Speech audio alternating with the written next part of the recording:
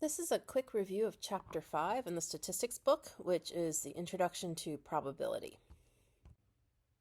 First up is the law of large numbers.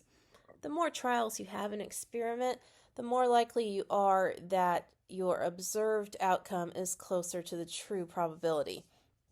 That doesn't mean you're going to be exactly spot on. Getting exactly 50,000 heads out of 100,000 tosses is not going to be super common, but it is very likely that you'll be very close to 50%. On the other side of that, the more you've run your experiment and you look at that number you're observing, the more confident you can be that the true probability is close to what you've observed. A few definitions. A sample space is just the collection of all possible outcomes. That could be heads and tails.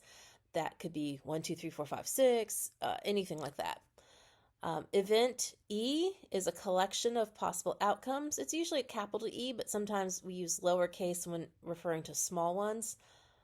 A subjective probability means it's obtained on the basis of personal judgment.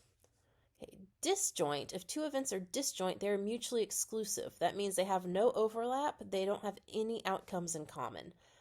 And finally, if two events are independent, it means the occurrence of one event does not affect the probability of the next event. All right, basic rules of probability. All probabilities for any event have to be between 0 and 1 inclusive. So 0 is less than or equal to your probability, less than or equal to 1. And when you're talking about an event with outcomes, the sum of the probabilities of all those outcomes must equal 1. If something is impossible, its probability is 0, and if something is a certainty, its probability is 1, which would be 100%. When you're talking about calculating probability, there's two different ways you'll be talking about. Empirical is looking at the results of your experimental data and using the numbers you got from your experiment to figure out what you think the probability is. Classical method is you're looking at the ways it could happen. So you're saying, well, I know if I roll a pair of dice, there are this many possibilities, and this is the probability of each one. So that'd be the classical method. When you want to know the probability that one event or another event could happen, that is when you add probabilities together.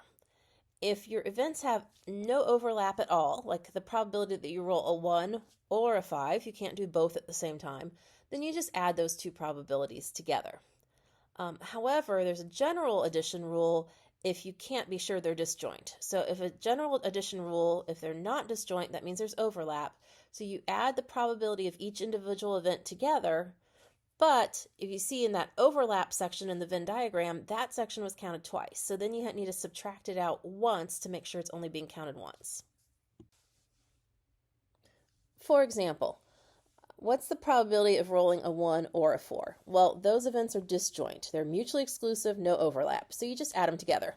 1/6 for a 1, 1/6 for a 4, so 2/6 or 1/3 to have rolled a 1 or a 4. But what about rolling a number greater than 3 or rolling an odd number? Well, there is overlap there because 5 would be greater than 3 and odd. So probability greater than 3, that's a 4, 5, or 6. So there's 3 out of 6 chance. Probability of odd, 1, 3, or 5, 3 out of 6 chance. Probability of both of them happening, that's been double counted. The 5 has been counted twice. So subtract a 1 out of 6 and you get 5 out of 6 overall. All right, the complement just means not. What's the probability something didn't happen? And since total of all probabilities equals 1, probability of something not happening is 1 minus the probability that it did happen.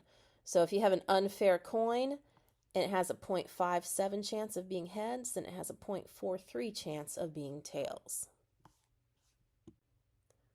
When you have multiple events and you want to determine their probabilities, you multiply them together. For now, we'll deal with independent events, which means the probability of one does not affect the probability of the other. So what's the probability you get 3 heads in a row? Each time, no matter what you've previously flipped, it's going to be 1/2 chance of heads. So that's 1/2 times 1/2 times 1/2, which is 1/8. Okay, what's the probability of rolling a 2? And then on your next roll, rolling an odd number, and then on your next roll, having a perfect square. Well, there's only one way to get a 2, so that's 1 out of 6. There's 3 odd numbers, 1, 3, and 5, so that's 3 out of 6. And there's 2 perfect squares, 1 and 4, so that's 2 out of 6, so that gives you 1 out of 36. With conditional probabilities, we're talking about 2 events. And what is the probability that a second event will occur given the fact that the first event has already occurred? We have a vertical bar, so that would be read probability of F given E. And that's the probability that both E and F occur divided by the probability that E already occurred. All right, general multiplication rule is just rearranging this. You take that P of E that's in the bottom of your fraction up there and multiply it on both sides. So you end up with the probability of E and F by itself. And on the other side, you have probability of E times the probability of F given E. Let's give some examples. As an example, what's the probability you roll a 3 given that you already know it was odd? Well, the probability that it was both odd and 3, the only way that would happen is if it's a 3, so that's 1 out of 6. The probability it's odd, that could be 1, 3, or 5, so that's 1 out of 2, or 3 out of 6. You divide that, it's 1 out of 3. Note, make sure if you put this in your calculator, you use parentheses. Remember, whenever there's a fraction, it's implied that there are parentheses around the entire top and around the entire bottom. Okay. The general multiplication rule just takes the conditional probability formula and rearranges it. You can see it still holds true. Instead of 1/6 over 1/2 equals 1/3, like we had for conditional probability, general multiplication rule is just 1/6 equals 1/2 times 1/3. 2 other quick points related to conditional probabilities. Your book states that if your sample size is less than 5% of your population size, you can treat events as independent, because technically once one has happened, then if you've taken that person out of the population, they're not in the next one. But they say as long as it's less than 5%, treat them as independent. And the other thing is, if events are independent, the following holds true, that the probability of E given F is equal to the probability of E. And that's true because F doesn't affect E. So the probability of E is just the probability of E. It doesn't matter whether or not F happened.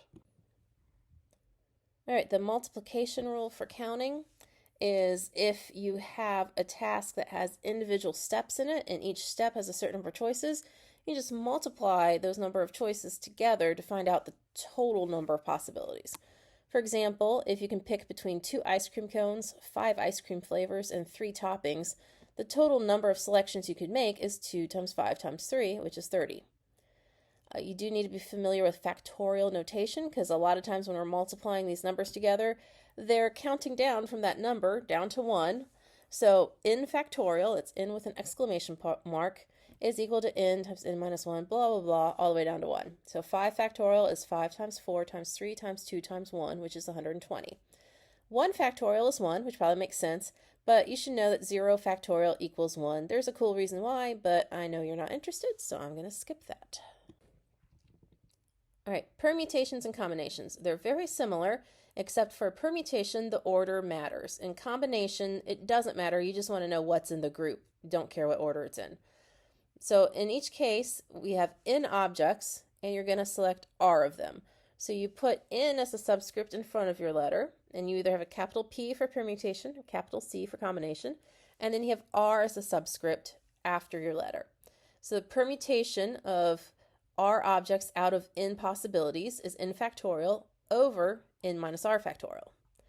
And a combination, so n choose r, so you have n things, you're going to choose r of them, is n factorial over r factorial. That's the only difference right there, is the r factorial times n minus r factorial.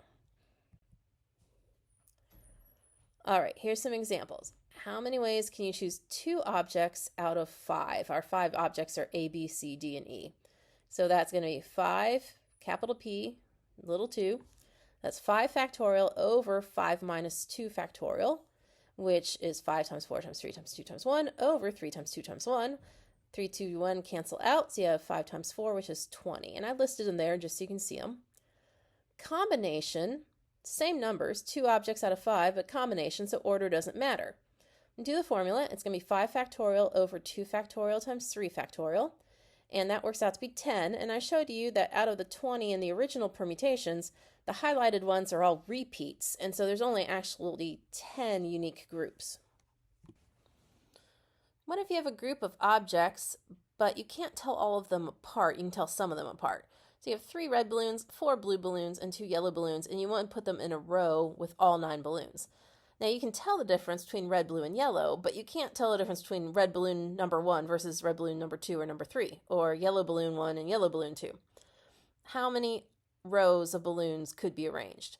So you take the total number of balloons, 9 factorial, and then in the denominator of the fraction, you take each individual group and the number in that group and make that a factorial. So 3 for red, 4 factorial blue, 2 factorial for yellow. And that number works out to be 1,260. That is chapter 5 in a nutshell, so good luck on your midterm.